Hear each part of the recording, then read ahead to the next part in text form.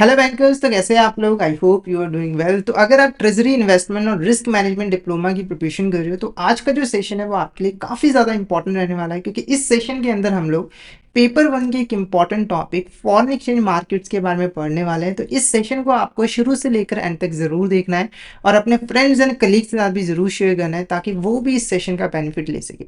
अब फटाफट से बिना किसी देरी के इस सेशन को स्टार्ट करते हैं। तो सबसे पहले हम फॉरेन एक्सचेंज मार्केट का मतलब समझते हैं। तो फॉरेन एक्सचेंज मार्केट एक ऐसी फाइनेंशियल मार्केट होती है जहां पर करेंसीज का ट्रेड किया जाता है। जैसे कि आपको पता होगा आजकल ग्लोबलाइजेशन का ज़माना है और जिसकी वजह से हर देश को दूसरे देश की करेंसी की ज़रूरत पड़ती है। तो अगर हमें एक करेंसी को दूसरी करेंसी के अंदर कन्वर्ट करना है, जैसे कि रुपीस को अगर आपको डॉलर में कन्वर्ट करना है, तो वो आप फॉरेन एक्सचेंज मार्केट में जाकर कर सकते हो। कैसे? तो अगर आपके पास इंडियन रुपीस है और आप उनको यूएसडी डॉलर में कन्वर्ट करना चाहते हो तो आप क्या करोगे? फॉरेन एक्सचेंज मार्केट में जाकर इंडियन रुपीस को सेल करोगे और उससे जो है वो यूएसडी डॉलर को बाय करोगे। ठीक है? तो जितने भी यहाँ पर फॉरेन करेंसीज हैं उनका ट्रेड किया जाता है फॉरेन एक्सचेंज मार्केट के अंदर।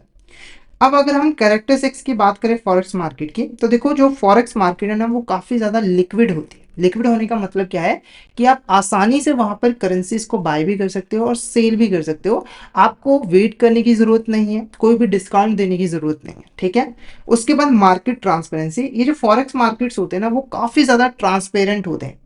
कहने का मतलब क्या है कि जितने भी मार्केट से रिलेटेड इंपॉर्टेंट डाटा है, इंफॉर्मेशन है, वो सभी के लिए अवेलेबल होती है।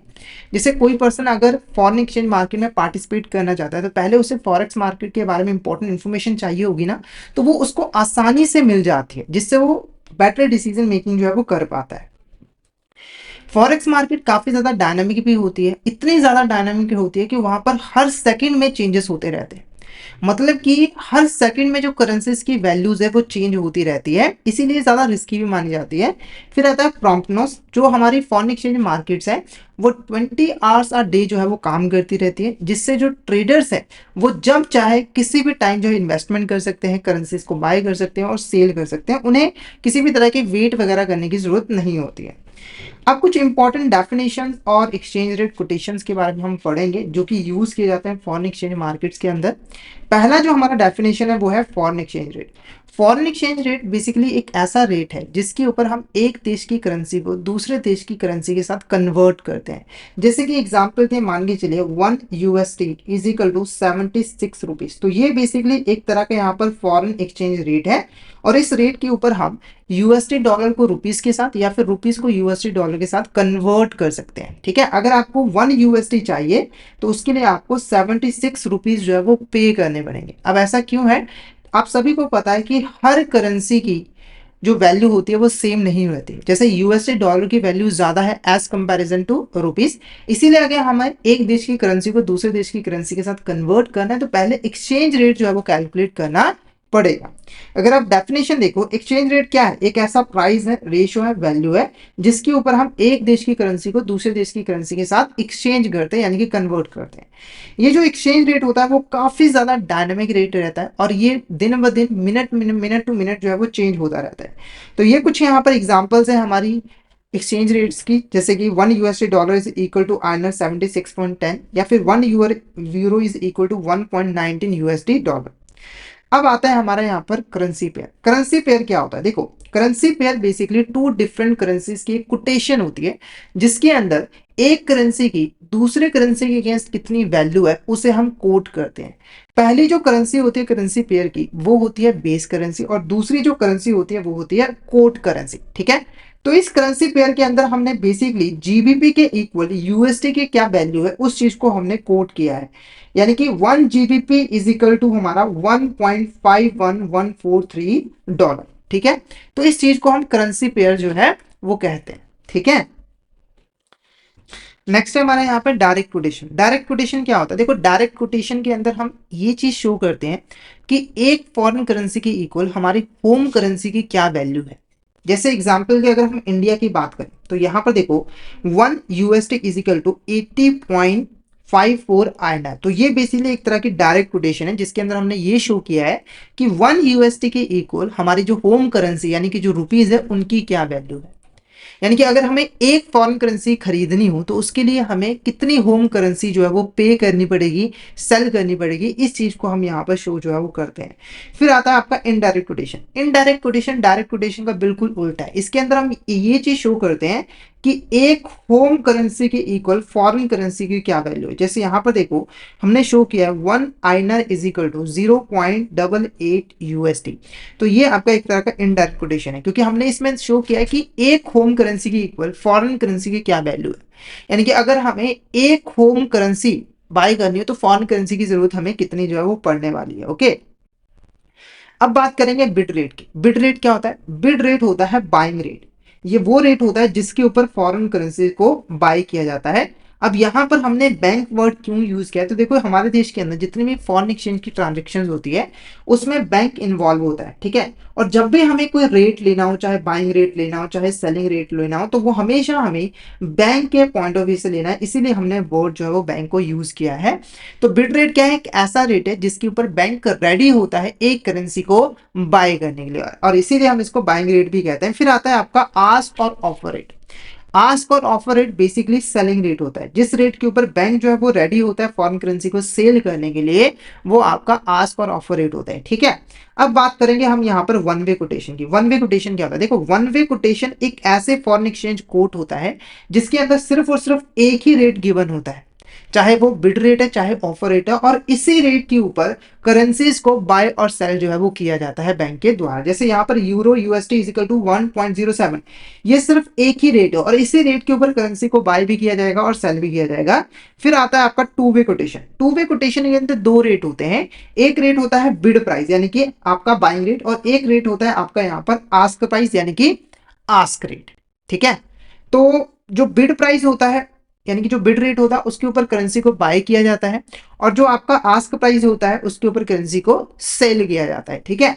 अब यहाँ पर कईयों को लगेगा कि जो बिड प्राइस है वो तो 1.0717 है पर आस्क प्राइस 19 है। ऐसा नहीं है, ये ना लास्ट के दो डेसिमल है। यानी कि अगर हम बिड प्राइस 1.0717 है तो आस्क प्राइस कितना होगा? 1.0719, ठीक है। अब बात करेंगे हम यहाँ पर क्रॉस रेट्स की। क्रॉस रेट्स क्या होता है? ये काफी इंपॉर्टेंट यहाँ पर टॉपिक है। इसको यहाँ पर अंडरलाइन कर लीजिए, अगर आपके पास कॉपी कलम है तो इसको लिख लीजिए, अंडरलाइन कर लीजिए। क्रॉस रेट क्या होता है? देखो जब हमारे पास दो करेंसीज के बीच में एक्सचेंज रेट अवेलेबल हो तो हम आसानी से उसे कन्वर्ट कर सकते हैं एक दूसरे की करेंसी में।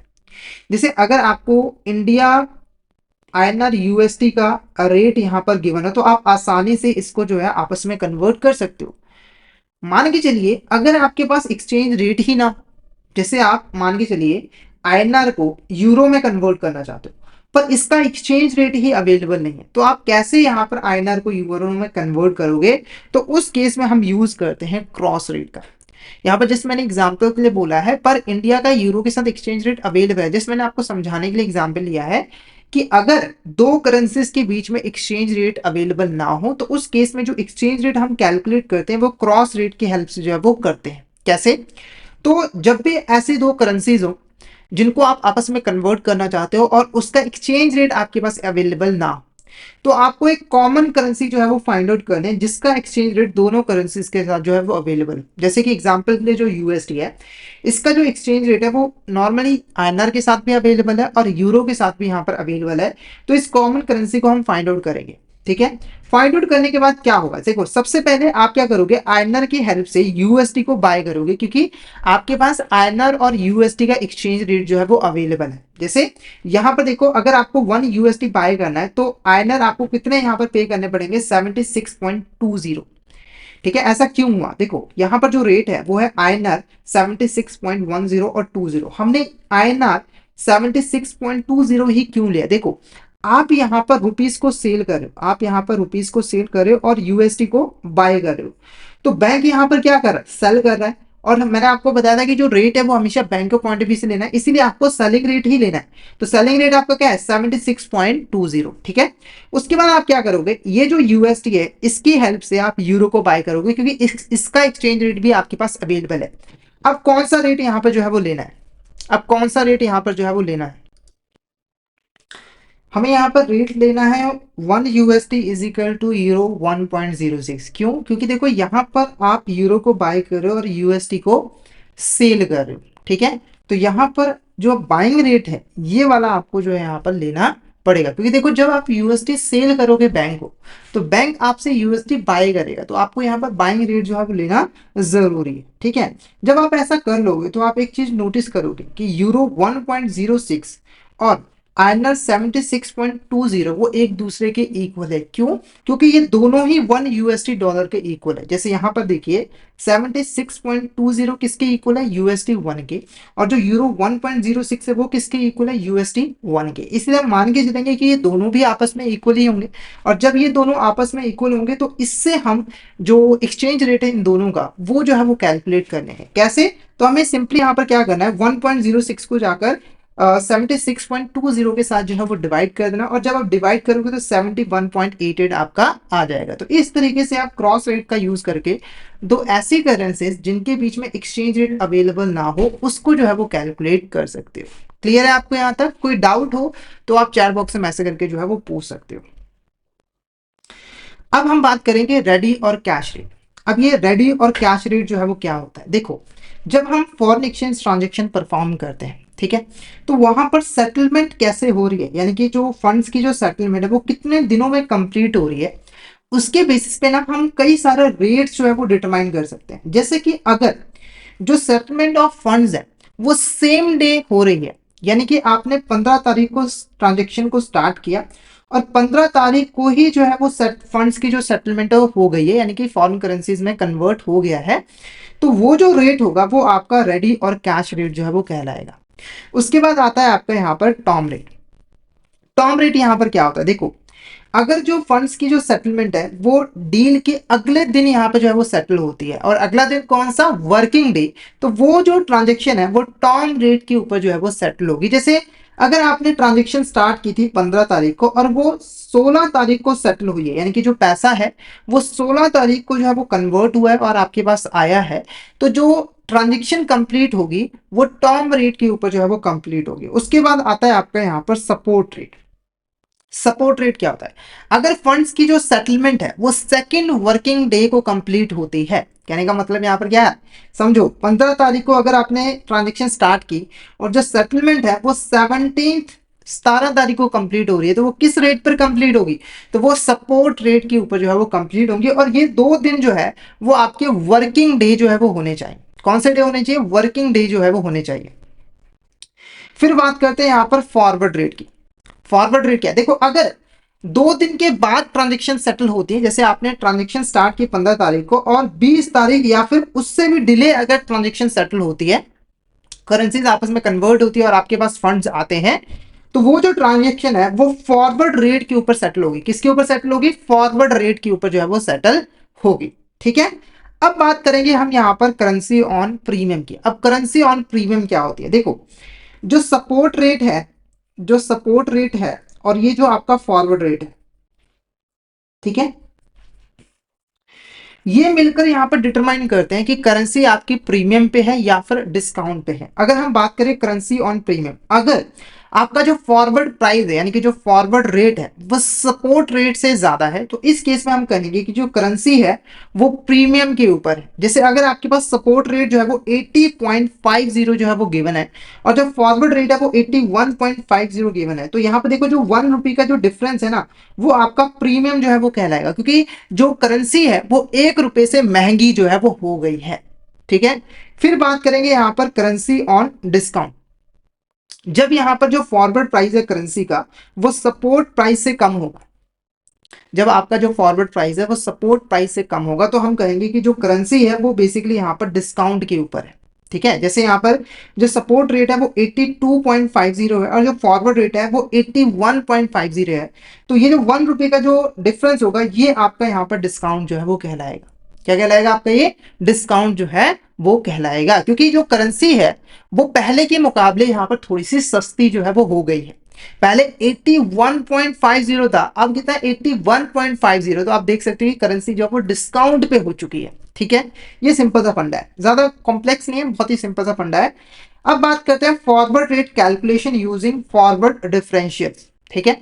देखो अब ये फॉरवर्ड डिफरेंशियल्स क्या होता है, इसको थोड़ा सा अगर हम समझे डिटेल में हम आगे पढ़ेंगे तो देखो सपोर्ट रेट और फॉरवर्ड रेट के बीच का जो डिफरेंस होता है उसी को हम फॉरवर्ड डिफरेंशियल जो है वो कहते हैं। जैसे कि एग्जांपल के लिए आपका जो सपोर्ट रेट है वो आपका 82.50 है और जो फॉरवर्ड रेट है वो 82.60 है। ठीक है, तो ये जो 0.10 है ना, ये जो डिफरेंस है इसी को हम फॉरवर्ड डिफरेंशियल जो है वो कहते हैं। अब इस फॉरवर्ड डिफरेंशियल की हेल्प से और सपोर्ट रेट की हेल्प से हम आसानी से फॉरवर्ड रेट को जो है वो कैलकुलेट कर सकते हैं। कैसे? तो अगर आपकी जो करेंसी है वो प्रीमियम पे है तो आपको ये करना है, सपोर्ट रेट के अंदर जो फॉरवर्ड डिफरेंशियल है उसको ऐड कर देना है। जैसे कि अगर 82.50 ये आपका सपोर्ट रेट है और जो फॉरवर्ड डिफरेंशियल है वो 0.10 है और जो करेंसी है वो प्रीमियम पे, तो आपको क्या करना है 82.50 के अंदर ये जो 0.10 है इसे यहाँ पर जो है वो आपको ऐड कर देना है और ये कितना बन जाएगा आपका 82.60 जो है वो बन जाएगा। क्लियर है? आपको कोई डाउट हो चैट बॉक्स में मैसेज करके पूछ सकते हो।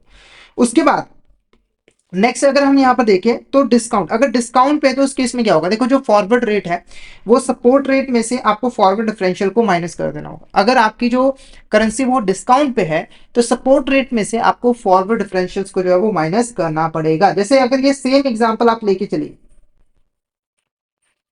ठीक है, यहां पर आप देखिए यूएसडी आईएनआर 80.50 और 60 वन मंथ फॉरवर्ड डिफरेंशियल जो है वो 40 और 30 है और ये करेंसी डिस्काउंट पे है। तो आप क्या करोगे, ये जो 40 और 30 फॉरवर्ड डिफरेंशियल है इसको माइनस करोगे। जैसे ये 50 में से माइनस करोगे तो ये 80.10 रह जाएगा और 60 में से अगर आप 30 माइनस करोगे तो 80.30 जो है वो हो जाएगा। ओके, उसके बाद बात करते हैं यहाँ पर फॉरेन एक्सचेंज अरिथमेटिक। अब ये फॉरेन एक्सचेंज अरिथमेटिक क्या होता है? देखो फॉरेन एक्सचेंज अरिथमेटिक एक ऐसा मैकेनिज्म होता है जिसके थ्रू हम एक करेंसी को दूसरे करेंसी के साथ जो है वो कन्वर्ट करते हैं, जिसके बारे में ऑलरेडी हमने पढ़ा था जब हमने फॉरेन एक्सचेंज मार्केट की बात की। तो वहां पर बेसिकली होता क्या है, एक करेंसी को दूसरी करेंसी के साथ ट्रेड करके हम आपस में उनको कन्वर्ट करते हैं। तो वो जो कन्वर्जन की जो पूरी की पूरी प्रोसेस होती है उसे हम फॉरेन एक्सचेंज अरिथमेटिक जो है वो कहते हैं। ठीक है, और ये जो जितने भी ट्रांजेक्शन है वो बेसिकली फॉरेन एक्सचेंज मार्केट में जो है वो अकर होती है। अब करेंसीज को आपस में कैसे कन्वर्ट किया जाता है इसे हम प्रैक्टिकली जो है वो सॉल्व करेंगे, क्वेश्चन की हेल्प से प्रैक्टिकली जो है वो सॉल्व करेंगे। तो देखो an exporter in India manufacture and sells machinery to a buyer in United States, the machinery has been shipped and export bill is 10,000 is generated representing the payment due from the buyer in the USA. This transaction requires converting USD dollars into Indian rupees as the exporter operates in India and wants to receive payment in their local currency. An exporter in India has submitted an export bill of 10,000 to a bank for conversion into Indian rupees. The current exchange rate is 1 USD is equal to 71.5460. How much will the exporter receive in INR? तो बहुत बड़ा सा question है, case study है। इसको मैं थोड़ा सा इजी में आपको समझाता हूँ। तो एक सिंपल सा एक बंदा है, एक्सपोर्टर है, उसने यूनाइटेड स्टेट के अंदर एक मशीन एक्सपोर्ट किया, उसे $10,000 जो है वो मिले हैं। ठीक है, और अब क्योंकि वो इंडिया के अंदर ऑपरेट करता है तो उसे रुपीस चाहिए तो उसे डॉलर्स को रुपीस में कन्वर्ट करना पड़ेगा। तो ये हमारे पास क्या है, यहाँ पर करंट एक्सचेंज रेट है। तो हमें कैलकुलेट करना है कि जो एक्सपोर्टर है उसे आईएनआर के अंदर टोटल पैसा जो है वो कितना मिलने वाला है। ठीक है, तो इसको कैलकुलेट करना बहुत ही ईजी है। सबसे पहले आपको यहाँ पर जो रेट है वो लेना पड़ेगा। रेट कौन सा लोगे, देखो आपके पास यूएसडी डॉलर है और आप उसको आईएनआर में कन्वर्ट करना चाहते हो। कैसे करोगे, यूएसडी डॉलर को आप सेल करोगे बैंक, यूएसडी डॉलर को सेल करोगे बैंक को और उससे फिर आपको रुपीस जो है वो बैंक देगा। और जब यूएसडी डॉलर को आप सेल करोगे तो बैंक आपसे यूएसडी डॉलर को करेगा बाय, और जब बैंक बाय करेगा इसका मतलब क्या है कि आपको जो रेट है वो बाइंग रेट जो है वो लेना है।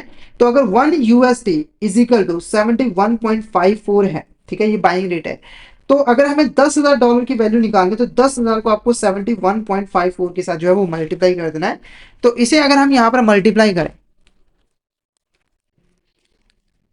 10,000 को आपको मल्टीप्लाई करना है 71.54, तो ये आपका कितना आ जाएगा 7,15,400। कितना आ जाएगा आपका 7,15,400 जो है वो आ जाएगा। तो ऑप्शन ए आपका यहाँ पर करेक्ट आंसर है, option A is a correct answer.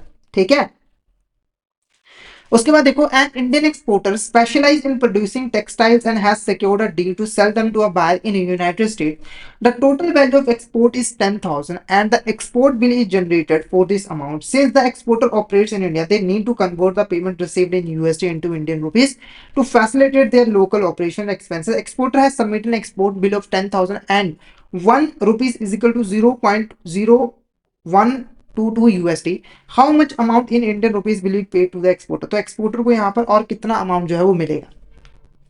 देखो क्वेश्चन सेम है कि एक्सपोर्टर है, उसने एक्सपोर्ट किया टेक्सटाइल और उसे 10,000 रुपए डॉलर जो है वो मिले।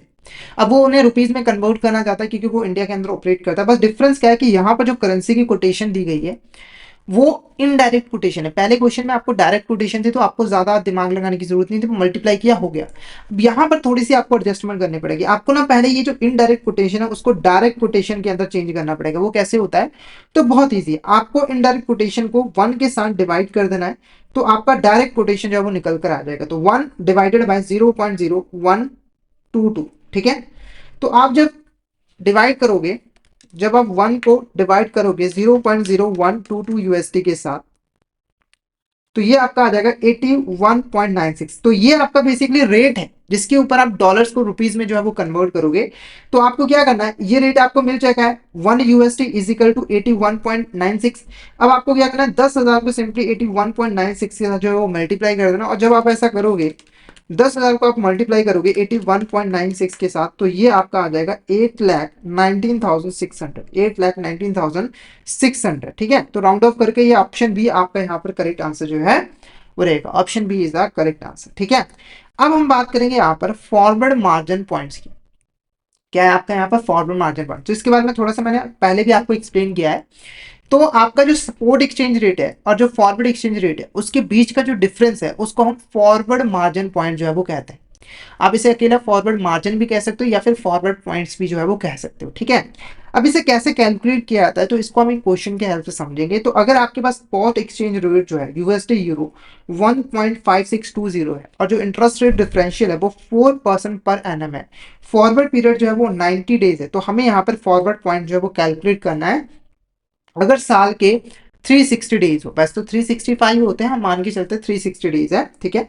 तो वो कैसे निकलता है, इसका सिंपल सा फॉर्मूला था spot rate into interest rate differential into forward period divided by 100 into number of days in a year.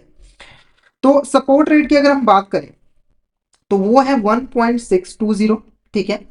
उसके बाद हमें इसे मल्टीप्लाई करना है इंटरेस्ट रेट डिफरेंशियल के साथ जो कि आपका है 4%, इनटू करना है फॉरवर्ड पीरियड जो कि है आपका यहाँ पर 90 डेज का। फिर इन सभी को आपको डिवाइड करना है 100 के साथ और टोटल डेज के साथ। जब आप इसे सॉल्व करोगे तो 1.5620 को आपको मल्टीप्लाई करना है 4 के साथ, फिर मल्टीप्लाई करना है 90 के साथ, तो ये आपका 56032 आ जाएगा, ठीक है। अब आपको क्या करना है, 100 को इंटू कर देना है 360 के साथ तो ये आपका आ जाएगा 36,000।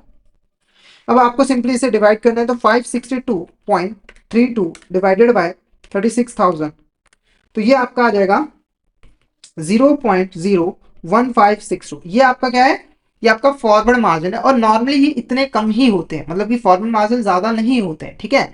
तो करेक्ट आंसर क्या रहेगा, option A is a correct answer, 0.01562 is a correct answer. Option A आपका यहाँ पर करेक्ट आंसर जो है वो रहेगा, ठीक है। अब बात करते हैं factors determining the forward margin. ऐसे कौन कौन से फैक्टर्स हैं जो कि डिटरमाइन करते हैं कि फॉरवर्ड मार्जिन जो है वो कितना रहेगा, ठीक है। पहले हम बात करते हैं यहाँ पर रेट ऑफ इंटरेस्ट की। ये एक इंपॉर्टेंट फैक्टर है। देखो, जो आपका होम सेंटर है और जो फॉरेन सेंटर है उसके अंदर जो इंटरेस्ट रेट चल रहा है वो काफी इंपॉर्टेंट रोल प्ले करते हैं फॉरेन मार्जिन को डिटरमाइन करते हुए। क्यों?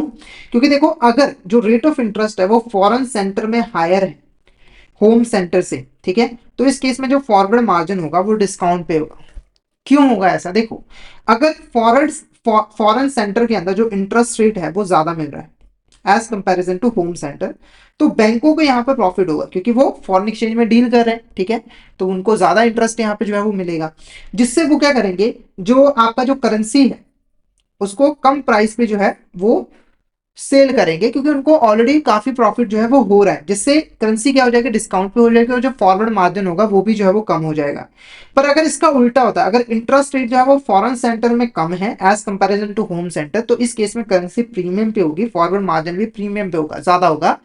क्यों ऐसा है, क्योंकि यहाँ पर बैंकों को लॉस होगा, क्योंकि वो फॉरेन सेंटर में इन्वेस्टमेंट करें एक तरीके से, फॉरेन एक्सचेंज कर रहे हैं, ठीक है, डॉलर बाय कर रहे हैं, और उसके ऊपर इंटरेस्ट उन्हें जो है वो कम मिल रहा है, और कम मिल रहा है तो इसकी वजह से क्या उनको लॉस हो रहा है। उस लॉस को कंपनसेट करने के लिए वो बेसिकली अपनी जो करेंसी की कोटेशन होती है उसको बढ़ा देते हैं, यानी कि सेलिंग प्राइस को बढ़ा देते हैं, इसलिए करेंसी जो है वो प्रीमियम पे हो जाती है, और जो फॉरवर्ड मार्जिन होता है वो भी आपका प्रीमियम पे जो है वो हो जाता है। उसके बाद बात करेंगे यहाँ पर डिमांड एंड सप्लाई की। डिमांड एंड सप्लाई ये भी काफी इंपॉर्टेंट रोल जो है वो प्ले करता है फॉरवर्ड मार्जिन को डिटरमाइन करते वक्त। देखो, अगर किसी फॉरेन करेंसी की जो डिमांड है वो उसकी सप्लाई से ज्यादा है, तो हम कहेंगे कि जो फॉरवर्ड रेट है वो प्रीमियम पे है। क्यों? क्योंकि देखो, आप कोई भी नॉर्मल गुड्स उठा लो, अगर उनकी डिमांड ज्यादा है, सप्लाई कम है, तो इसके प्राइसेस बढ़ते हैं। तो ऐसे ही करेंसी के केस में भी होता है, अगर उसकी डिमांड ज्यादा है और सप्लाई कम है तो उसके प्राइसेस बढ़ेंगे और वो प्रीमियम पे रहेगी, ठीक है। और इसके ऑपोजिट, अगर सप्लाई एक्सीड कर जाती है किसी करेंसी की और उसकी जो डिमांड है वो कम रहती है, तो वो डिस्काउंट पे जो है वो मानी जाती है, यानी कि उसका जो फॉरवर्ड रेट होगा वो डिस्काउंट पे रहेगा, उस सपोर्ट रेट से कम हो जाएगा। उसके बाद है speculation about sport rate. Sport rates के अकॉर्डिंग, स्पोर्ट रेट के रिगार्डिंग स्पेकुलेशन क्या है? देखो, जो फॉरवर्ड रेट है वो बेसिकली यहाँ पर डिटरमाइन होता है सपोर्ट रेट की हेल्प से। जैसे मैंने जब आपको कैलकुलेट करना सिखाया था, तो हम सपोर्ट रेट के अंदर ही फॉरवर्ड डिफरेंशियल को, फॉरवर्ड मार्जिन को ऐड और माइनस जो है वो करते हैं, ठीक है। तो सपोर्ट रेट को लेकर जो हमारे ट्रेडिंग एक्सचेंज डीलर्स हैं वो क्या एंटिसिपेट कर रहे हैं, वो क्या मानकर चल रहे हैं, वो काफी इंपॉर्टेंट रोल प्ले करता है फॉरवर्ड प्राइस को डिटरमाइन करते वक्त। अगर एक्सचेंज डीलर को लग रहा है कि जो सपोर्ट रेट होगा वो एप्रिशिएट होगा, बढ़ेगा, तो वो फॉरवर्ड रेट को प्रीमियम पे कोट करेंगे, यानी कि वो फॉरवर्ड प्राइस को ज्यादा जो है वो रखेंगे। पर अगर उन्हें लग रहा है कि सपोर्ट रेट डिक्रीज हो जाएगा, डेप्रिशिएट हो जाएगा, तो वो फॉरवर्ड रेट को डिस्काउंट पे जो है वो कोट करेंगे, यानी कि उन्हें कम रखेंगे, ठीक है। उसके बाद एक्सचेंज रेगुलेशन, जो हमारे एक्सचेंज रेगुलेशंस होते हैं ये भी काफी इंपॉर्टेंट रोल जो है वो प्ले करते हैं। एक्सचेंज रेगुलेशन का मतलब क्या है? जो गवर्नमेंट इंपोज रूल्स हैं, आपको पता होगा जितनी भी फॉरेन एक्सचेंज ट्रांजेक्शन है उसके ऊपर देश की गवर्नमेंट कुछ रूल्स जो है वो लगाती है, कुछ रूल्स एंड प्रोविजन जो है वो एप्लीकेबल करती है। जैसे इंडिया की बात करें तो रिजर्व बैंक ऑफ इंडिया और गवर्नमेंट मिलकर फॉरेन एक्सचेंज ट्रांजेक्शन को रेगुलेट करते हैं, ठीक है। तो ये जो एक्सचेंज रेगुलेशन है ये भी काफी इंपॉर्टेंट रोल प्ले करते हैं। जैसे कि ये जो रेगुलेशन है वो फॉरवर्ड मार्जिन एक्सचेंज कॉन्ट्रैक्ट के ऊपर कुछ रिस्ट्रिक्शंस लगा सकते हैं, जैसे कि जो उनकी अवेलेबिलिटी है उसको, उसके ऊपर लिमिट लगा सकते हैं, परमिजिबल करेंसीज को कंट्रोल कर सकते हैं, और स्पेसिफिक टर्म एंड कंडीशन को भी फिक्स कर सकते हैं, ठीक है।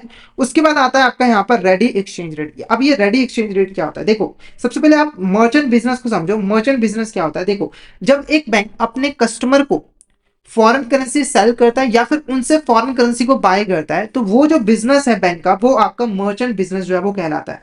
और जिस एक्सचेंज रेट के ऊपर ये बिजनेस किया जाता है उसको हम मर्चेंट रेट के नाम से जो है वो जानते हैं, ठीक है।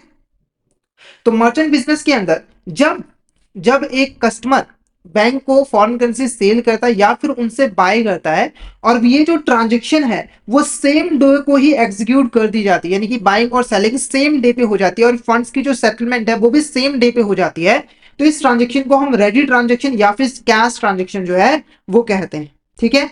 अब बात करते हैं बेसिस फॉर मर्चेंट रेट। जैसे मैंने आपको बताया कि जब एक बैंक अपने कस्टमर के साथ फॉरेन एक्सचेंज डीलिंग्स करता है, यानी कि फॉरेन एक्सचेंज को बाय और सेल करता है, तो जिस रेट पे करता है वो करता है मर्चेंट रेट के ऊपर। अब ये जो मर्चेंट रेट है वो कैसे यहाँ पर डिटरमाइन होता है, कौन से ऐसे फैक्टर्स हैं जो कि यहाँ पर मर्चेंट रेट को डिटरमाइन करने में हेल्प करते हैं? तो देखो, एक बैंक की अगर हम बात करें तो वो जब अपने कस्टमर के साथ कोई भी फॉरेन एक्सचेंज ट्रांजेक्शन करता है, जैसे कि वो फॉरेन एक्सचेंज को बाय कर रहा है, तो साथ के साथ वो सेम फॉरेन एक्सचेंज को इंटर बैंक मार्केट में सेल भी कर देता है बेटर रेट के ऊपर, ताकि वो प्रॉफिट जो है वो कमा सके। यानी कि इसने इधर से कस्टमर से फॉरेन करेंसी को बाय किया, फॉरेन एक्सचेंज को बाय किया, और साथ के साथ ही वो इंटर बैंक मार्केट में उसे वो सेल भी जो है वो कर देता है, ताकि वो प्रॉफिट जो है वो कमा पाए, ठीक है।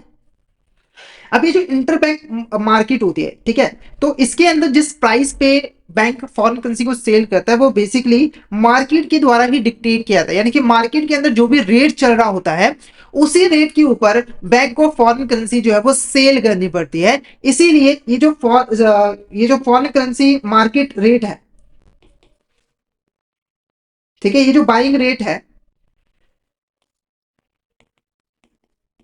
ठीक है। तो जो इंटरबैंक बाइंग रेट है ये बेसिकली बाइंग रेट के लिए जो है वो कोटेशन जो है वो फिक्स करता है।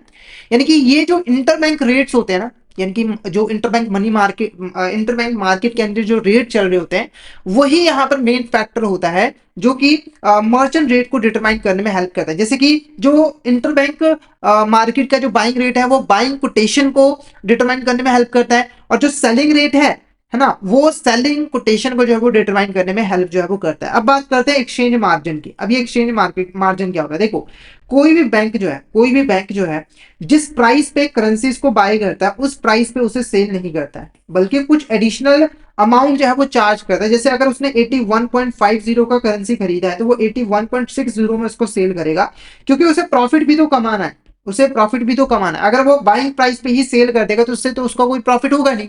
तो एक्सचेंज मार्जिन क्या होता है? ये जो 0.10 है ना, यही आपका एक्सचेंज मार्जिन होता है। यानी कि हमारे जो ऑथराइज डीलर्स होते हैं वो जो भी एडिशनल अमाउंट जो है वो चार्ज करते हैं इंटरबैंक एक्सचेंज रेट के ऊपर। जैसे इंटरबैंक एक्सचेंज रेट अगर 81.50 है तो वो 81.60 चार्ज करे, तो ये 0.10 जो है ये आपका एक्सचेंज मार्जिन जो है वो कहलाएगा। और ये बेसिकली एक मार्कअप होता है, बफर होता है, जो कि ऑपरेशनल कॉस्ट, रिस्क को मैनेज करने के लिए जो है वो यूज किया जाता है और अपनी प्रॉफिटेबिलिटी को मेंटेन करने के लिए जो है वो यूज किया जाता है। अब बात करते हैं principal types of buying rates. तो प्रिंसिपल टाइप्स कौन से हैं यहाँ पर बाइंग रेट्स की? तो देखो, ये जो बाइंग रेट को हमने ये जो डिवाइड किया है वो बेसिकली दो कैटेगरीज के अंदर किया है, और ये कैटेगरीज जो है वो बेसिकली हमने time of realisation of foreign exchange by bank इसके बेसिस पे किया। यानी कि जब कोई फॉरेन एक्सचेंज ट्रांजेक्शन की जाती है बैंक के द्वारा, जैसे फॉरेन एक्सचेंज को बाय किया जाता है, तो उसके पास फॉरेन एक्सचेंज कितने टाइम में रिलाइज हो जाता है, यानी कि कितने टाइम में पैसा बैंक के पास आ जाता है, उसके बेसिस पे दो बाइंग रेट जो है वो हमने डिटरमाइन किए, जिसको हम डिस्कस करेंगे। पहला जो बाइंग रेट है वो है टीटी बाइंग रेट। क्या है आपका यहाँ पर? TT buying rate. टीटी का फुल फॉर्म क्या है? Telegraphic transfer. क्या है यहाँ पर? Telegraphic transfer. तो ये बेसिकली वो रेट है जो कि ऐसी ट्रांजेक्शन्स के ऊपर एप्लीकेबल होता है जहां पर कोई भी डिले नहीं होता है। कहने का मतलब क्या है कि बैंक ने अगर ट्रांजेक्शन की है तो इमीडिएटली बेसिस पे उसके पास फंड्स भी आ जाते हैं, यानी कि फॉरेन करेंसी जो है वो आ जाती है और वो उसी समय उसको यूटिलाइज जो है वो कर सकते हैं। तो ऐसी ट्रांजेक्शन के अंदर टीटी बाइंग रेट का जो है वो यूज किया जाता है। जैसे कि अगर मान के चलो कोई ट्रांजेक्शन हुई है और ऑलरेडी बैंक के नोस्त्रो अकाउंट में यहाँ पर पैसा जो है वो क्रेडिट हो गया है, तो ऐसी ट्रांजेक्शन के ऊपर टीटी बाइंग रेट जो है वो एप्लीकेबल होता है। सिंपल भाषा में कहूं तो अगर कोई ट्रांजेक्शन हो रही है और उसमें किसी भी तरह का डिले नहीं है, साथ के साथ जो फंड्स है वो बैंक के पास आ जा रहे हैं, तो उसके ऊपर जो रेट एप्लीकेबल होगा वो टीटी बाइंग रेट जो है वो एप्लीकेबल होगा। ठीक है। अब ये जो टीटी रेट है वो कौन सी ट्रांजेक्शन के ऊपर एप्लीकेबल होता है? सबसे पहले देखो, पेमेंट ऑफ डिमांड ड्राफ्ट, अगर डिमांड ड्राफ्ट की यहाँ पर पेमेंट की जा रही है, मेल ट्रांसफर, टेलीग्राफिक ट्रांसफर, अगर ये सारी चीजें एक बैंक के ऊपर ड्रॉ किए गए हैं, ठीक है, और बैंक का जो नोस्ट्रो अकाउंट है वो ऑलरेडी क्रेडिट हो गया है, तो उन सभी के ऊपर टीटी रेट जो है वो एप्लीकेबल होगा। उसके बाद अगर यहाँ पर फॉरेन बिल जो है वो कलेक्ट किया गया है, ठीक है, और ये जो फॉरेन बिल है वो बेसिकली कलेक्शन के लिए जो है वो बैंक ने लिया है, और जो बैंक है वो एक्सपोर्टर को तभी पे करेगा जब इंपोर्टर बैंक को पहले पे कर देगा, तो ये इसके ऊपर भी एप्लीकेबल होगा। जैसे अगर मान के चलिए कि एक बैंक ने फॉरेन बिल को कलेक्ट किया है, तो वो एक्सपोर्टर को पैसा तब पे करेगा जब इंपोर्टर बैंक को पैसा पे कर देगा, यानी कि बैंक को ऑलरेडी पैसा जो है वो मिल जाएगा। ठीक है। जैसे कि उसके जो नोस्त्रो अकाउंट है अब्रोड के अंदर, उसके अंदर ऑलरेडी जब पैसा आ जाएगा तभी वो इंपोर्टर को एक्सपोर्टर को पैसा देगी, अदरवाइज नहीं। उसके बाद अगर यहाँ पर फॉरेन एक्सचेंज कोई सोल्ड किया गया था अर्लियर और उसे कैंसिल कर दिया गया है, तो इसके ऊपर भी टीटी रेट ही जो है वो एप्लीकेबल होगा। उसके बाद आता है यहाँ पर bill buying rate. Bill buying rate क्या होता है? देखो, अगर जो फॉरेन एक्सचेंज ट्रांजेक्शन है उसके अंदर कोई भी डिले है, यानी कि वो इमीडिएटली बेसिस पे सेटल नहीं हो रही है, जैसे मान के चलिए एक यहाँ पर फॉरेन बिल है, एक फॉरेन बिल है जिसकी पेमेंट जो है वो 20 दिन के बाद जो है वो की जाएगी इंपोर्टर के द्वारा, यानी कि जो पैसा है वो बैंक के पास 20 दिनों के बाद आएगा और उसके बाद ही बैंक उसको यूज कर सकती है, डिस्पोज ऑफ कर सकती है, यूटिलाइज कर सकती है, तो उसके ऊपर बिल बाइंग रेट जो है वो एप्लीकेबल रहेगा। ठीक है। तो ये रेट बेसिकली जो फॉरेन बिल बैंक यहाँ पर परचेज करती है, और ये जो प्रोसीड्स हैं बैंक सिर्फ और सिर्फ तभी यूटिलाइज कर सकते हैं, यानी कि उनके पास तभी पैसा आएगा जब यहाँ पर जो बिल है वो ड्रॉई के पास जो है वो प्रेजेंट किया जाएगा ओवरसीज सेंटर के अंदर। ठीक है। अगर हम इस यूसीएंस बिल की बात करें, देखो ये था आपका यहाँ पर bill eight side. Bill eight side क्या होता है? इसकी कोई मेच्योरिटी पीरियड नहीं होता है, आप जैसे ट्रॉय के सामने प्रेजेंट कर देते हो बिल, पैसा आपको मिल जाता है, ठीक है। तो यहाँ पर जब तक, अगर हम पहले पॉइंट की बात करें, जब तक ड्रॉय के सामने उस बिल को प्रेजेंट नहीं किया जाता तब तक बैंक के पास फॉरेन एक्सचेंज जो है वो नहीं आएगा, यानी कि वो रिलाइज नहीं होगा, बैंक को वेट करना पड़ेगा। और ऐसी ट्रांजेक्शन के अंदर जहां डिले हो तो बिल बाइंग रेट एप्लीकेबल होता है। उसके बाद अगर यहाँ पर कोई यूसेंस बिल है, यूसेंस बिल ऐसा बिल ऑफ एक्सचेंज होता है जिसकी एक मेच्योरिटी डेट होती है, जैसे कि 3 महीने, तो ये पैसा बैंक के पास तभी रिलाइज होगा जब यहाँ पर ये 3 महीने जो है वो पूरे हो जाएंगे। साथ के साथ ट्रांजिट पीरियड है उसे भी कंसीडर करना होता है। जैसे अगर उस बिल को प्रेजेंट करने में 20 दिन का टाइम लग रहा है तो 3 महीने 20 दिन यहाँ पर बैंक को लगेंगे पैसा रिलाइज करने में, यानी कि उसको डिस्पोज ऑफ करने में और उसे यूज करने में, ठीक है। जिसे आप एग्जांपल भी दे सकते हो कि अगर एक बिल, साइट बिल जो है वो लंदन से परचेज किया गया और जो ट्रांजिट पीरियड है वो 20 डेज है, तो बैंक यहाँ पर कब यूटिलाइज कर पाएगा फॉरेन एक्सचेंज को, जब ये जो पीरियड है 20 डेज का वो यहाँ पर ओवर जो है वो हो जाएगा। तो इस केस में बैंक को क्या करना है, जो रेट वो कोट करेगा वो सपोर्ट रेट नहीं होगा। जब वो कस्टमर को फॉरेन एक्सचेंज सेल करेगा, बाय करेगा, तो जो रेट वो कोट करेगा वो कभी भी सपोर्ट रेट नहीं होगा, वो बल्कि यहाँ पर 20 डेज फॉरवर्ड रेट होगा, यानी कि 20 दिन के बाद जो फॉरवर्ड रेट होगा वो रेट होगा, ठीक है। फॉरवर्ड मार्जिन जो बेसिकली मंथ्स में अवेलेबल होता है, जैसे यहाँ पर तो हमने 20 डेज बोल दिया, तो ऐसा नहीं होता है, जैसे 1 मंथ 2 मंथ 3 मंथ इस तरीके से जो है आपके पास फॉरवर्ड मार्जिन जो है वो अवेलेबल होता है। और ये जो फॉरवर्ड मार्जिन होता है वो प्रीमियम पे भी हो सकता है, डिस्काउंट पे भी हो सकता है, जिसके बारे में ऑलरेडी हमने पहले जो है वो डिस्कस कर लिया है, ठीक है। अब ये जो प्रीमियम है, ये जो प्रीमियम है वो अगर अगर मान के चलिए जो फॉरवर्ड मार्जिन है वो प्रीमियम पे है और हमें फॉरवर्ड रेट निकालना है, तो हमें सपोर्ट रेट के अंदर उसे ऐड करना पड़ेगा। और अगर ये जो फॉरवर्ड मार्जिन डिस्काउंट पे है, तो अगर हमें फॉरवर्ड रेट निकालना हो तो उसे हमें जो है वो डिडक्ट करना पड़ेगा। क्या करना पड़ेगा? डिडक्ट जो है वो करना पड़ेगा, ठीक है। क्लियर है आपको? यहां तक कोई डाउट हो तो आप पूछ सकते हो। नेक्स्ट बात करेंगे फैक्टर्स इन्फ्लुएंसिंग एक्सचेंज रेट। ये जो एक्सचेंज रेट होता है जिसके ऊपर एक देश की करेंसी को दूसरे देश की करेंसी के साथ एक्सचेंज किया जाता है, तो इसको कौन कौन से फैक्टर्स जो है इन्फ्लुएंस करते हैं। तो पहला जो फैक्टर है वो है मनी मार्केट। देखो, मनी मार्केट एक ऐसी मार्केट होती है जहां पर short term financial debt instrument का ट्रेड किया जाता है, जिनका जो मेच्योरिटी पीरियड है वो 1 साल से कम का होता है। और जो रिजर्व बैंक ऑफ इंडिया यानी कि हमारा जो सेंट्रल बैंक है वो यहाँ पर मनी मार्केट को रेगुलेट करता है, और मनी मार्केट के हेल्प से वो एक अपनी इंपॉर्टेंट पॉलिसी, मॉनेटरी पॉलिसी को इंप्लीमेंट कर पाता है। तो देखो, अगर टाइट मॉनेटरी पॉलिसी है, जैसे कि रिजर्व बैंक ऑफ इंडिया ने इस मॉनेटरी पॉलिसी के अंदर इंटरेस्ट रेट को बढ़ा दिया है, तो उससे हम एक्सचेंज रेट को काफी कंट्रोल जो है वो कर सकते हैं। क्यों ऐसा क्यों होता है?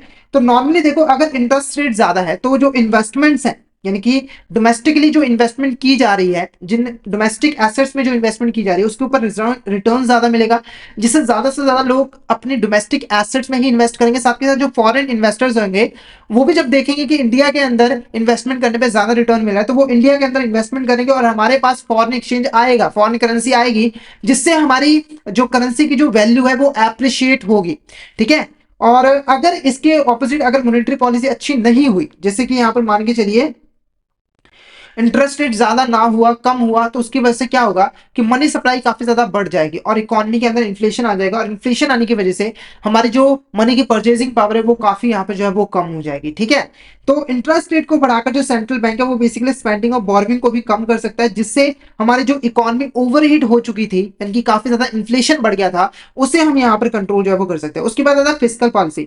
फिस्कल पॉलिसी हमारे देश की जो गवर्नमेंट है वो बनाती है, और फिस्कल पॉलिसी का भी एक्सचेंज रेट के ऊपर काफी इंपॉर्टेंट इफेक्ट जो है वो पड़ता है। क्यों? क्योंकि देखो, अगर एक अच्छी फिस्कल पॉलिसी ना बनाएंगे तो उससे क्या होगा, देश के अंदर इन्फ्लेशन आएगा, इंस्टेबिलिटी आएगी, जिससे अल्टीमेटली हमारी करेंसी की जो वैल्यू होगी वो डेप्रिशिएट होगी, और वैल्यू डेप्रिशिएट होगी तो एक्सचेंज रेट जो है वो भी यहाँ पर इंक्रीज होगा, यानी कि प्रीमियम पे जाएगा, ठीक है। तो अगर एक बैलेंस बजट है या फिर सरप्लस बजट है, तो ये सिग्नल कर रहा है कि फिस्कल मैनेजमेंट सही तरीके से किया जा रहा है, और इससे हम अपने देश की करेंसी को मजबूत बना सकते हैं। और अगर एक लेक्स फिस्कल पॉलिसी के अंदर जो गवर्नमेंट स्पेंडिंग होती है वो काफी ज्यादा बढ़ जाती है, और जो टैक्सेशन होती है वो भी गवर्नमेंट कम कर देती है, जिससे उसका बजट डेफिसिट काफी ज्यादा इंक्रीज होता है। साथ ही साथ जो इन्फ्लेशन है वो काफी ज्यादा बढ़ता है, और जो इन्वेस्टर्स होता है उनका कॉन्फिडेंस भी काफी जो है वीक हो जाता है, जिसके रिजल्ट से अल्टीमेटली हमारी जो करेंसी की जो वैल्यू है वो समय के साथ जो है वो डेप्रिशिएट हो जाती है, और जो एक्सचेंज रेट होता है वो काफी इनस्टेबल जो है वो हो जाता है। तो जो फिस्कल पॉलिसी है वो भी काफी इंपॉर्टेंट रोल जो है वो प्ले करती है हमारे एक्सचेंज रेट के ऊपर। उसके बाद बात करते हैं यहाँ पर इन्फ्लेशन।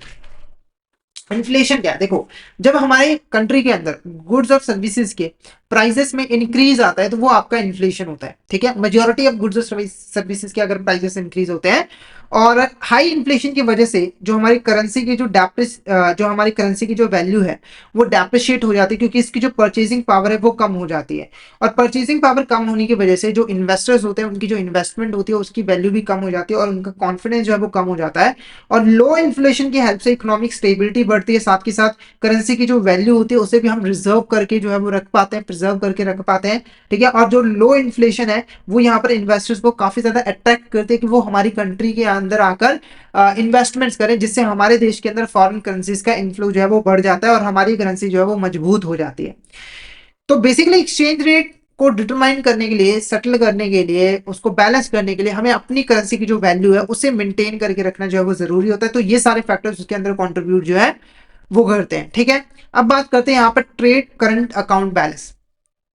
क्या आपका यहाँ पर ट्रेड करंट अकाउंट बैलेंस, ठीक है। अब ये क्या है? देखो, ट्रेड और करंट अकाउंट बैलेंस बेसिकली हमारा फाइनेंशियल हमारा इंटरनेशनल ट्रेड से के साथ जो है वो रिलेटेड होता है। हम जो भी फॉरेन ट्रेड करते हैं उसके साथ जो है वो ट्रेड और करंट अकाउंट जो है वो रिलेटेड होता है। अगर ट्रेड और करंट अकाउंट का जो बैलेंस है वो सरप्लस में, इसका मतलब क्या है कि आप यहाँ पर इंपोर्ट से ज्यादा गुड्स और सर्विस को एक्सपोर्ट कर रहे हो, और एक अच्छा साइन होता है हमारे करेंसी के लिए। क्योंकि देखो, अगर आप एक्सपोर्ट ज्यादा कर रहे हो, इंपोर्ट कम कर रहे हो, तो आपके पास फॉरेन करेंसी ज्यादा होगी। फॉरेन करेंसी ज्यादा होगी तो आपकी करेंसी की जो वैल्यू होगी वो अप्रिशिएट होगी, और आपकी करेंसी की जो वैल्यू है इंटरनेशनल मार्केट में भी जो है वो मजबूत हो जाएगी, ठीक है, स्ट्रांग हो जाएगी, ठीक है। और इसके ऑपोजिट अगर ट्रेड डेफिसिट होता है, ट्रेड डेफिसिट का मतलब यहाँ पर क्या है कि आप इंपोर्ट ज्यादा कर रहे हो और एक्सपोर्ट जो है वो कम कर रहे हो, ठीक है। और इंपोर्ट ज्यादा कर रहे हो तो आपको ज्यादा से ज्यादा फॉरेन करेंसी की जरूरत होगी, तो आपको आपके देश से फॉरेन करेंसी जो है वो बाहर चली जाएगी, आउटफ्लो हो जाएगा। और जब ऐसा होगा तो हमारी करेंसी की जो वैल्यू है वो समय के साथ जो है वो डेप्रिशिएट हो जाएगी। उसके बाद attractiveness of country for investment, तो जो हमारी कंट्रीज है उनको हमारी कंट्री कितनी अट्रैक्टेड लगती है, मतलब कि कितना अट्रैक्ट करती है दूसरी कंट्रीज को कि हमारे देश के अंदर इन्वेस्टमेंट करो। अगर देखो कंट्रीज की जो इकोनॉमिक फंडामेंटल है वो स्ट्रांग हो, गवर्नमेंट जो है वो स्टेबल हो और प्रिडिक्टेबल पॉलिसीज वो बनाए, तो वो ज्यादा से ज्यादा फॉरेन इन्वेस्टमेंट को अट्रैक्ट करती है, जिससे हमारी जो लोकल करेंसी की जो परचेजिंग पावर है वो यहाँ पर इंक्रीज होती है और उसकी डिमांड और वैल्यू भी इंक्रीज होती है, क्योंकि लोग इंडियन रुपीज की डिमांड जो है वो करना स्टार्ट कर देते हैं। और अगर कोई कंट्री है जो कि अनस्टेबल पॉलिटिकल सिस्टम, वहां पर अगर अनस्टेबल पॉलिटिकल सिस्टम है, अनप्रिडिक्टेबल इकोनॉमिक पॉलिसी, तो उससे इन्वेस्टमेंट कम हो जाएगी, जिससे हमारी जो करेंसी की वैल्यू हो जाएगी वो और ज्यादा जो है वो पहले से वीकर जो है वो हो जाएगी। अब बात करेंगे यहाँ पर फॉरेक्स रिजर्व्स की। क्या आपका यहाँ पर फॉरेक्स रिजर्व, ठीक है। फॉरेक्स रिजर्व क्या? देखो, हर कंट्री को अपने पास फॉरेन एक्सचेंज रिजर्व जो है वो मेंटेन करके रखने पड़ते हैं, जिसके अंदर वो foreign currency, gold, approved securities जो है फॉरेन सिक्योरिटीज को अपने पास होल्ड करके जो है वो रख सकती है, ठीक है। तो फॉरेन एक्सचेंज रिजर्व्स बेसिकली एक बफर का काम करते हैं, जिसकी हेल्प से वो अपनी करेंसी की जो वैल्यू है उसको जो है वो मैनेज कर पाती है, ठीक है। अगर हमारे पास हायर रिजर्व्स होंगे तो इससे जो स्पेकुलेटिव अटैक्स हमारी करेंसी के ऊपर आते हैं उसको हम यहाँ पर प्रिवेंट कर सकते हैं, साथ के साथ एक्सचेंज रेट को हम स्टेबलाइज भी जो है वो कर सकते हैं। और अगर हमारे पास हेल्दी रिजर्व्स होते हैं तो इससे हमें फॉरेन एक्सचेंज मार्केट में हम फॉरेन एक्सचेंज को बाय और सेल करके आसानी से जो एक्सचेंज रेट है उसको यहाँ पर एडजस्ट कर सकते हैं और मेंटेन करके रख सकते हैं जो रेट हमें यहाँ पर चाहिए होता है, ठीक है। अब बात करेंगे यहाँ पर फॉरेक्स डेट की। फॉरेक्स डेट क्या है? देखो, आप जो फॉरेन करेंसी में यहाँ पर डेट ले रहे हो, जैसे कि जो आपके एब्सोल्यूट टर्म्स में जो डेट है वो बेसिकली जीडीपी के रिलेशन में कितने हैं, और जो शॉर्ट टर्म डेट है वो रिजर्व, यानी कि आपका जो फॉरेन एक्सचेंज रिजर्व है उसके कंपैरिजन में आपने कितना शॉर्ट टर्म डेट जो है वो लिया हुआ है, इन सभी को मिलाकर आपका हाई इन सभी को मिलाकर हमारा फॉरेक्स डेट रेशियो जो है वो बनता है। और अगर हाई फॉरेक्स डेट रेशियो है तो इसका हमारी करेंसी के ऊपर जो है वो एडवर्स इंपैक्ट जो है वो पड़ता है, यानी कि नेगेटिव इंपैक्ट जो है वो पड़ता है, और हमारी करेंसी की जो वैल्यू है वो समय के साथ जो है वो कम हो जाती है, ठीक है। उसके बाद बात करेंगे agriculture production and food stock, agriculture production and food stocks, ठीक है। तो देखो, अगर कोई कंट्री जो है वो एग्रीकल्चर के ऊपर ज्यादा यहाँ पर डिपेंडेंट है और अगर उनके पास एसेंशियल कमोडिटीज और फूड प्रोडक्ट जो है वो अवेलेबल है, तो वो इन्फ्लेशन को कंट्रोल करने में काफी इंपॉर्टेंट रोल जो है वो प्ले करती है। क्योंकि अगर हमारे पास जितना हमें जरूरत है, जितनी डिमांड है उतनी सप्लाई भी हो तो इन्फ्लेशन नहीं बढ़ता है। और लो इन्फ्लेशन रिस्क की वजह से हमारी जो करेंसी है उसके ऊपर फेवरेबल इम्पैक्ट जो है वो पड़ते हैं, यानी कि हमारी जो करेंसी की जो वैल्यू है वो समय के साथ इंक्रीज होती है। फिर आता है आपका यहाँ पर commodity prices. Commodity prices basically यहाँ पर क्या देखो, कमोडिटी एक्सपोर्टिंग कंट्रीज की अगर हम बात करें, कमोडिटी मतलब कि जैसे सोना हो गया, जैसे ऑयल हो गया, ठीक है। तो बहुत सारी कंट्रीज जो है वो कमोडिटी एक्सपोर्ट करती है और उस पर वो काफी ज्यादा डिपेंडेंट होती है, क्योंकि ज्यादा इनकम उसको वहीं से मिलती है। अगर कोई कंट्री जो कि जिसके पास एक स्पेसिफिक कमोडिटी ज्यादा है, जैसे कि मान के चलिए साउथ अफ्रीका के पास गोल्ड है, ऑस्ट्रेलिया के पास आयरन है, तो इन कमोडिटी के जब प्राइसेस बढ़ते हैं, तो जब ये इनका एक्सपोर्ट करते हैं तो इन्हें ज्यादा फॉरेन करेंसी जो है वो मिलती है, जिनसे उनकी जो इकोनॉमी होती है वो काफी ज्यादा जो है वो स्ट्रांग हो जाती है, ठीक है। तो कमोडिटी प्राइसेस पे भी ध्यान देने की यहाँ पर जरूरत जो रहती है। उसके बाद है rate of GDP growth. GDP की यहाँ पर क्या ग्रोथ है, देखो जीडीपी का मतलब ग्रॉस डोमेस्टिक प्रोडक्ट। एक साल के अंदर किसी देश के अंदर जितने टोटल फाइनल गुड्स और सर्विसेज प्रोड्यूस किए जाते हैं उनकी जो वैल्यू होती है उसी को हम जीडीपी यानी कि ग्रॉस डोमेस्टिक प्रोडक्ट जो है वो कहते हैं। तो इसकी ग्रोथ की क्या रेट है, जैसे 7%, किसी की 10%, किसी की 12 या फिर 15, तो उसका भी काफी इम्पैक्ट पड़ता है एक्सचेंज रेट के ऊपर। जैसे अगर कोई कंट्री है उसकी जीडीपी ग्रोथ रेट अच्छी है तो वो एक हेल्थी इकॉनमी है, एक्सपेंडिंग इकॉनमी है, जिससे वो ज्यादा से ज्यादा इन्वेस्टमेंट जो है वो अट्रैक्ट करती है फॉरेन कंट्री से, जिससे उनके पास ज्यादा से ज्यादा फॉरेन करेंसी जो है वो आती है, ठीक है। जिससे हमारी जो होम करेंसी की वैल्यू है वो यहाँ पर स्ट्रॉन्ग जो है वो हो पाती है। अब बात करेंगे यहाँ पर पॉलिटिकल स्टेबिलिटी की। पॉलिटिकल स्टेबिलिटी के अंदर देखो, पॉलिटिकल स्टेबिलिटी भी काफी ज्यादा क्रूशियल है। देखो अगर किसी कंट्री के अंदर पॉलिटिकल अनस्टेबिलिटी, यानी कि वहां पर हर कुछ टाइम के बाद तख्ता पलट हो जाता है, सरकार बदल जाती है, पॉलिसीज वो चेंज करते रहते हैं, तो ऐसे ही कंट्रीज की डेवलपमेंट सही तरीके से नहीं होती है और लोग इन कंट्रीज में इन्वेस्ट करना पसंद नहीं करते, क्योंकि इन कंट्रीज में उनका पैसा डूब जाता है।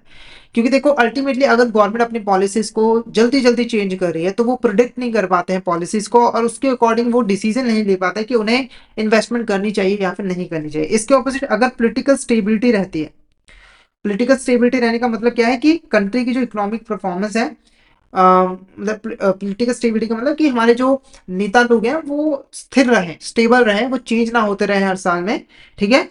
तो पॉलिटिकल स्टेबिलिटी रहेगी तो इससे हमारी जो कंट्री की इकोनॉमिक परफॉर्मेंस है वो भी इंक्रीज होगी, साथ के साथ जो इन्वेस्टर्स हैं उनका कॉन्फिडेंस जो है वो इंक्रीज होगा, वो हमारी कंट्री में ज्यादा से ज्यादा इन्वेस्ट करने की सोचेंगे। और स्टेबल गवर्नमेंट प्रिडिक्टेबल पॉलिसी की हेल्प से हम करेंसी की जो स्ट्रेंथ है उसको भी जो है वो मेंटेन करके रख सकते हैं, ठीक है। अगर पॉलिटिकल इंस्टेबिलिटी है ऑन द अदर हैंड, तो उसकी वजह से अनसर्टेनिटी बढ़ेगी, साथ के साथ फॉरेन इन्वेस्टर जो है वो घबरा जाएंगे और घबराहट के अंदर वो ज्यादा से ज्यादा अपना पैसा जो है वो विड्रॉ कर लेंगे इंडिया के अंदर, और जिससे हमारे देश से बहुत बड़ी अमाउंट में जो है वो फॉरेन करेंसी का आउटफ्लो होगा, और जब आउटफ्लो होगा तो हमारी करेंसी की जो वैल्यू है वो यहाँ पर डेप्रिशिएट जो है वो हो जाएगी। और अगर डेप्रिशिएट हुई तो हमारा जो एक्सचेंज रेट है वो भी यहाँ पर स्टेबल जो है वो नहीं रहेगा, और एक्सचेंज रेट के चेंज होने की वजह से काफी ज्यादा लॉसेस होने के चांसेस होते हैं। इसीलिए इसे यहाँ पर स्टेबल रखना काफी ज्यादा यहाँ पर जरूरी होता है। तो हमने यहाँ पर फॉरेन एक्सचेंज मार्केट के बारे में पढ़ा, तो हमने आज इसका पार्ट 1 जो है वो कवर कर लिया है। पार्ट 2 अभी कंटिन्यू खत्म नहीं हुआ है चैप्टर, इसको हम अगले लेक्चर में यहाँ पर कवर करेंगे। तो हमने कुछ बेसिक इंपॉर्टेंट चीजें जानी फॉरेन एक्सचेंज मार्केट के बारे में। जैसे फॉरेन एक्सचेंज मार्केट क्या होती है, फॉरेन एक्सचेंज मार्केट एक ऐसी मार्केट होती है जहां पर करेंसीज का ट्रेड किया जाता है, यानी कि करेंसीज को आपस में खरीदा और बेचा जाता है। उसके बाद कुछ इंपॉर्टेंट टर्म जैसे कि exchange rate, currency quotation, direct quotation, indirect quotation, one way quotation, two way quotation, सभी के बारे में पढ़ा है। तो अगर आपको यहाँ तक किसी भी तरह का डाउट हो तो आप चैट बॉक्स में मैसेज करके पूछ सकते हो, और अगर आपको क्लियर हो गया है तो एक बार मैसेज करके जरूर बता दीजिएगा कि आपको यहाँ तक क्लियर जो है वो हो गया है। तो फटाफट से एक बार मुझे चैट बॉक्स में मैसेज करके बता दीजिए कि आपको यहाँ तक क्लियर है या फिर नहीं। फटाफट से बताइए, ऑल इज क्लियर और नॉट, ऑल इज क्लियर और नॉट, फटाफट से बताइए। और अगर आप सिस्टमेटिक वे में टीआरएम की प्रिपरेशन करना चाहते हो तो आप हमारे कोर्सेज में एनरोल कर सकते हो, जहां पर हम आपको प्रोवाइड करवाते हैं कॉन्सेप्चुअल वीडियोस जो कि हमारे हिंदी और इंग्लिश लैंग्वेज के मिक्स में अवेलेबल होते हैं। इसी के साथ हम आपको mock test, mega mock test भी प्रोवाइड करते हैं, जिनकी हेल्प से आप इजीली रिवीजन कर सकते हो। और ये जो हमारी लाइव क्लासेस होती हैं वो आपको रिकॉर्डेड फॉर्म में मिल जाती है। तो अगर आप सिस्टमेटिक वे में ट्रेजरी इन्वेस्टमेंट रिस्क मैनेजमेंट की प्रिपरेशन करना चाहते हो तो फटाफट से हमारे कोर्स में जो है वो एनरोल कर लीजिए। हमारे वीडियोस की जो ड्यूरेशन होती है वो काफी कम होती है, जिससे आप बहुत ही कम टाइम में इस इंपॉर्टेंट डिप्लोमा की प्रिपरेशन जो है वो कर सकते हो और अपने बैंकिंग करियर में एक्सेल कर सकते हो। तो फटाफट से बिना किसी डाउट के हमारे कोर्स में एनरोल कर लीजिए। हमारा जो कोर्स है वो आपके लिए बेस्ट कोर्स जो है वो रहने वाला है, ठीक है। हमारे कोर्सेज इजीली एक्सेसिबल हैं। हमारे जो ऐप है वो आपको प्ले स्टोर, ऐप स्टोर दोनों ही जगहों पे मिल जाएंगे। आपको जस्ट टाइप करना होगा लर्निंग सेशन आईबीएफ एग्जाम्स और इन ऐप के थ्रू आप हमारे कोर्सेज में एनरोल कर सकते हो। और अगर आप अभी हमारे कोर्स में एनरोल, जिसके लिए आपको कूपन कोड यूज करना होगा विंटर, तो फटाफट से इस कूपन कोड का यूज करके हमारे कोर्स में एनरोल कर लीजिए। और हमारे टेलीग्राम चैनल को भी जरूर ज्वाइन कर लीजिएगा, क्योंकि हम इसमें एग्जाम से रिलेटेड, क्लासेस से रिलेटेड जितने भी इंपॉर्टेंट अपडेट्स हैं वो डालते रहते हैं। और अगर आपको भी किसी भी तरह की क्वेरी होती है तो आप इस चैनल पर मैसेज कर सकते हो। तो फटाफट से हमारे टेलीग्राम चैनल को ज्वाइन कर लीजिए, ताकि कोई इंपॉर्टेंट अपडेट आपसे मिस ना हो जाए। इसका लिंक आपको वीडियो के डिस्क्रिप्शन बॉक्स में मिल जाएगा। ठीक है, तो हमारे कोर्सेज को एनरोल कर लीजिए। साथ ही मैं आपको बता दूं कि हमारे यूट्यूब चैनल के ऊपर जो पेपर वन है, यानी कि जो ट्रेजरी इन्वेस्टमेंट है, इसके लाइव सेशन जो है वो कंडक्ट किए जाते हैं। तो अगर आप ट्रेजरी इन्वेस्टमेंट पेपर वन की प्रिपरेशन अच्छी तरीके से करना चाहते हो, तो आपको इन लाइव क्लासेस को रेगुलर बेसिस पे जो है वो फॉलो करना है। अगर आपने प्रीवियस क्लासेस अभी तक नहीं देखी है, तो उनका लिंक जो है वो वीडियो के डिस्क्रिप्शन बॉक्स में मिल जाएगा, या प्ले लिस्ट का लिंक मिल जाएगा। तो उस वीडियोस को एक बार जरूर जाकर यहाँ पर गो थ्रू जो है वो कीजिएगा। उसके अंदर हमने कई इंपॉर्टेंट टॉपिक जैसे कि मनी मार्केट, कैपिटल मार्केट के बारे में कवर कर लिया है। तो फटाफट से जाकर उन लेक्चर्स को भी जरूर गो थ्रू करिएगा, और हमारे आने वाली क्लासेस को भी जरूर यहाँ पर गो थ्रू कीजिएगा, उनको फॉलो करिएगा। इसके लिए आपको हमारे यूट्यूब चैनल को सब्सक्राइब करना होगा और नोटिफिकेशन आइकन जो है वो दबाना पड़ेगा, ताकि आपको नेक्स्ट क्लासेस के जो नोटिफिकेशन है वो जल्दी से जल्दी मिल सके। तो आज के लिए इतना ही। अगर आपको आज का सेशन अच्छा लगा तो सेशन को लाइक कर देना, हमारे चैनल को सब्सक्राइब कर देना, और शेयर जरूर कर देना अपने फ्रेंड्स के साथ, कलीग्स के साथ, ताकि वो भी इस सेशन का बेनिफिट जो है वो ले सके। तो आज के लिए इतना ही, मिलते हैं नेक्स्ट क्लास में। Thank you so much everyone.